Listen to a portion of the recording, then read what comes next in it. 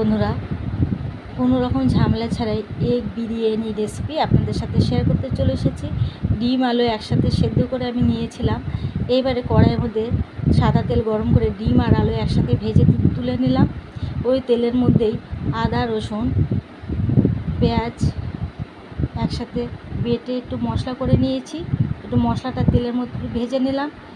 এই সময় আমি জিরে গুঁড়ো, ধনে গুঁড়ো, কাশ্মীরি লঙ্কার গুঁড়ো পরিমাণ করে নুন দিয়ে মশলাটা একটু ভালো করে কষিয়ে নেব। দেখুন মশলাটা কষানো হয়ে গেছে। ভাজা ডিম আর আলু এই কষানো মশলার মধ্যে দিয়ে দিলাম, দিয়ে একটু কষিয়ে নেব।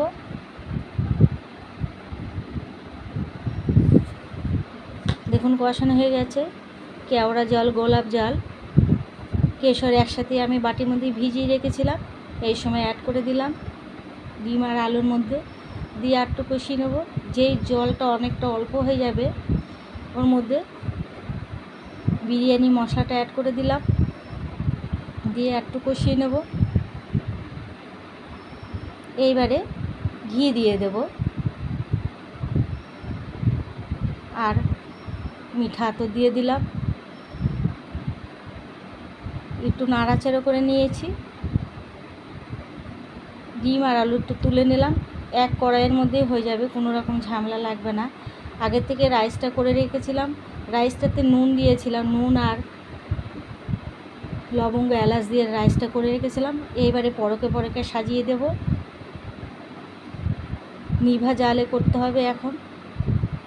দেখুন ডিম আলু পরকে পরকে সাজিয়ে দিয়েছি। বাকি রাইসটা ওপর দিয়ে দিলাম।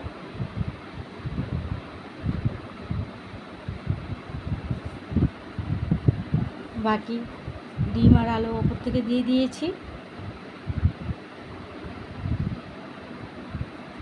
দেখুন সুন্দর সাজানো হয়ে গেছে, এক কড়াইয়ের মধ্যে হয়ে যাচ্ছে। এইবারে 10 মিনিটের জন্য দমে রেখে দেবো। নিভা আছে বসিয়ে রাখতে হবে।